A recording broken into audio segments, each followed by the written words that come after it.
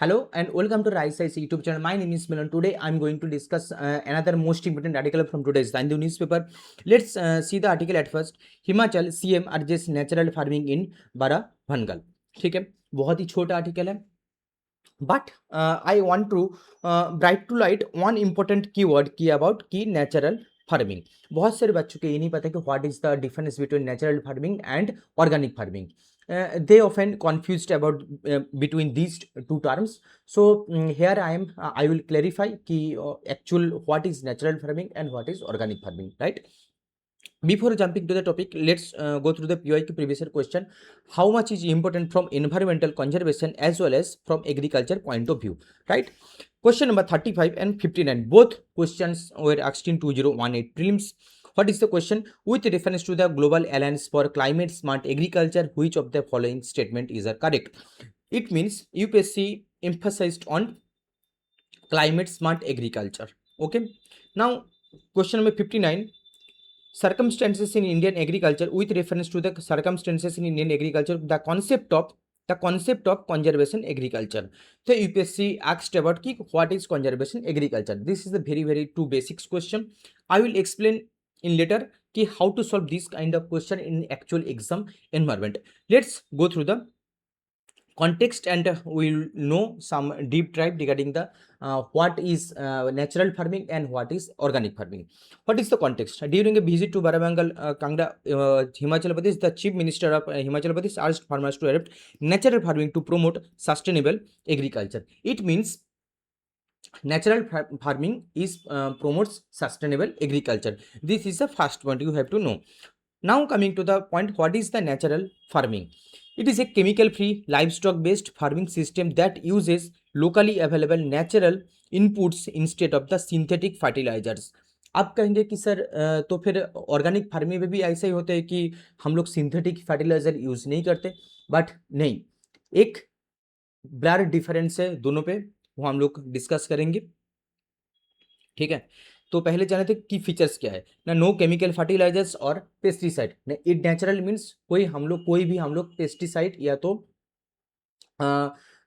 Synthetic fertilisers हम लोग use नहीं करेंगे. यूजेस क्या क्या इस्तेमाल कर सकते हैं जो नेचुरली अवेलेबल है कि cow dung, cow urine, biomass and crop residue. ठीक है, इसको हम लोग तैयार नहीं करना पड़ेगा एक्सटर्नली. ठीक है, ये externally we can not produce externally. These all are the naturally produce, and that is why it's called natural farming. Promotes soil microbes, mixed cropping and water conservation. Now coming to the next most important point, what is the difference between organic farming and natural farming? And before jumping to the difference, I am to tell you that कि natural farming का जो हमारे India में जो father of natural farming, who is the father of natural farming? ठीक है, please comment your answer in your comment box. Now coming to the main difference, what is the difference between organic farming and natural farming? देखिए, in the both we cannot use synthetic fertilizer, right? But in the case of organic farming, if we do not use synthetic fertilizers, then we have to use some organic and bio-based fertilizers which can be produced through in manufacturing process. ठीक है, but in the case of natural farming we only use the nature based solution, right? जैसे कि cow dung, cow urine, ठीक है, नीम. These all are the important this is the main important difference. What is the input? Now purchased organic inputs, compost जैसे कि bio fertilizers, and these are the most important. ठीक है, but in this case local input like cow dung, urine, jivamurta, bijamurta, mulching, this is the most important. Soil, what is the soil? Now plowing and tilling practiced. No tilling, soil remains undisturbed. That is the very most important point ki no tilling in the case of soil. What is the cost? Medium to high, near zero. That is the zero budget farming. That is also called zero budget farming. यहाँ पे cost क्या है कि हाँ थोड़ा बहुत हो सकता है क्योंकि due to use of bio fertilizers, due to use of bio fertilizers. Certification, third party certification required, but in the case of focus on the self sustenance, no mandatory commercial certification is required. Now coming to the most important one about national mission and natural farming. That is our introduced in 2023-24 budget. Nodal ministry क्या है? Ministry of the agriculture and farmers welfare evolved from the भारतीय प्राकृतिक कृषि पद्धति component under the परंपरागत कृषि विकास योजना. So these all are the important point, and here is a sample MCQ. Please try to attempt this and comment your answer in our comment box. Now coming to the previous year question, how to solve this kind of question in actual exam environment, because this question was asked in 2018 prelims and people surprised कि ये जो institution का नाम है global alliance for climate smart agriculture, people was surprised कि दे वर surprised कि ये कहाँ से आ गया question, how UPSC asked about this kind of question. ठीक है, but this is the evidence based question and you can solve it easily. Let's read the statement one first. Okay, GACSA is an outcome of the climate summit held in Paris in 2015. The statement is full of data. One data is Paris, second data is year. So in a particular statement, if you can see multiple data, the statement itself become a vulnerable statement. ठीक है, मैं इसको negative लेके चलता हूँ क्योंकि correct पूछा है, what is the correct answer, and UPSC has given 3 statement. It is a very less, 99.99% is very less probability कि तीनों का 3 सही होगा. ठीक है, ये this is the PYQ based evidence based approach. ठीक है, membership of the GACSA does not create any binding obligation. ठीक है, अब does not create any binding obligation, it means ठीक है एक अलायंस तो हुआ है with reference to global alliance for the climate smart agriculture. It means एक अलायंस हुआ है जो एग्रीकल्चर को क्लाइमेट स्मार्ट बनाने के लिए. बट इसका मतलब ये नहीं कि अगर कोई भी कंट्रीज, मान लीजिए एक यहाँ पर अपना एक लॉजिक लगाए, ये एक अलायंस है जहाँ पर मल्टीपल कंट्रीज है और इसमें इंडिया भी है, और इंडिया का जो मेन सोर्स है वो एग्रीकल्चर, जो एग्रीकल्चर बेस्ड कंट्री है इंडिया. एंड अब मान लीजिए अगर कोई ऐसा कोई ऑब्लिगेशन है जो बाइंडिंग है, तो क्या इंडिया उसको मानने के लिए तैयार होगा? बिल्कुल नहीं. तो this is the purely common logic based एक स्टेटमेंट है, इट मस्ट बी ट्रू. अब 2 कहाँ पर है? 2 यहाँ पर भी है, यहाँ पर भी है, तो ये तो होगा ही नहीं.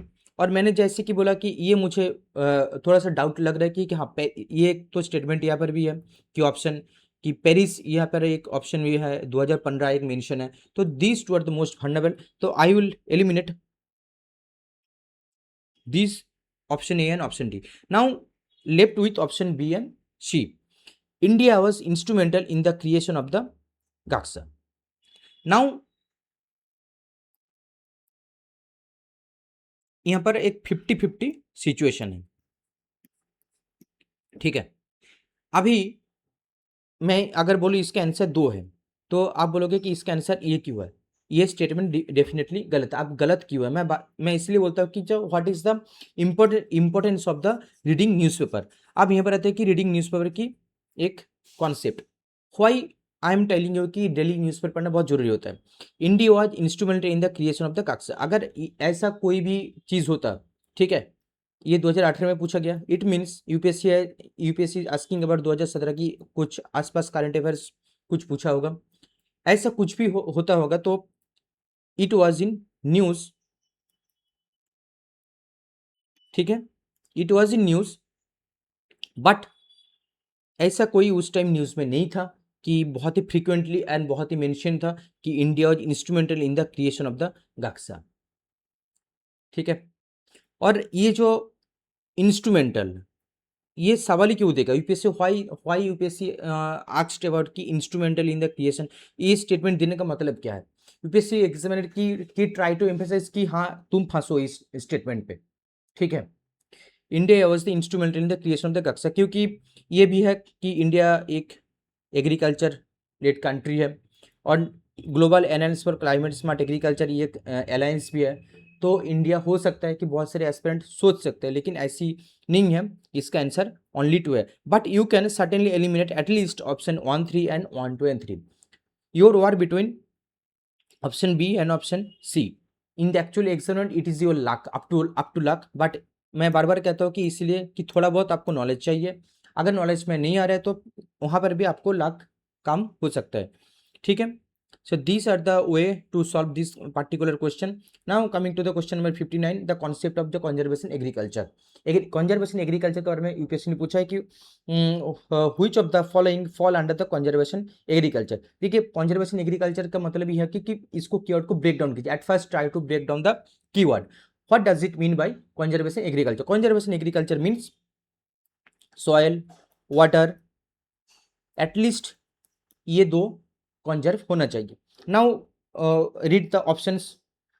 अवॉइडिंग द मोनोकल्चर प्रैक्टिसेस, ठीक है, इसका मुझे पता नहीं। एडोप्टिंग मिनिमम टिलेज, हाँ एडोप्टिंग मिनिमम टिलेज, अगर मिनिमम टिलेज हो सकता है तो सॉइल कंजर्व जरूर हो सकता है।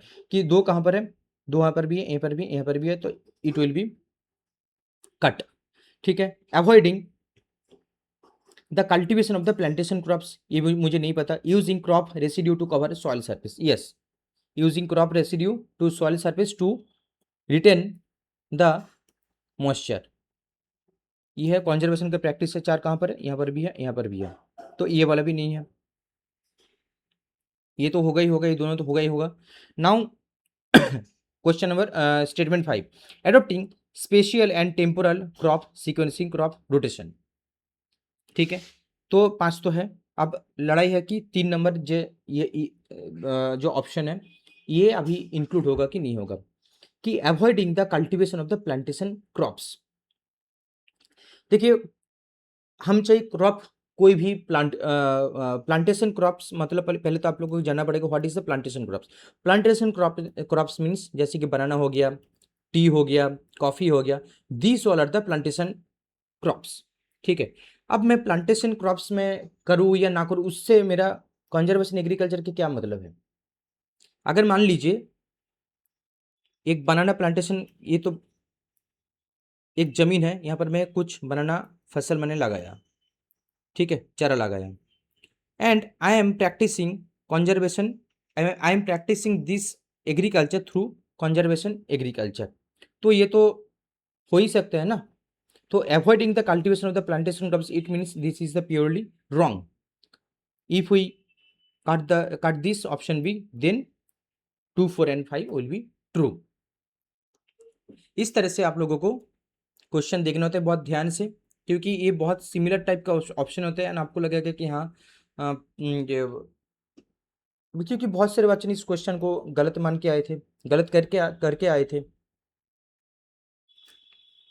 सो these all are the important data facts regarding our natural farming. हमारे इनिशिएटिव अगर आप लोगों को अच्छा लगता है प्लीज़ दोस्तों के शेयर कर दीजिए, और बहुत बहुत धन्यवाद हमारे साथ जुड़े रहने के लिए। Thank you so much.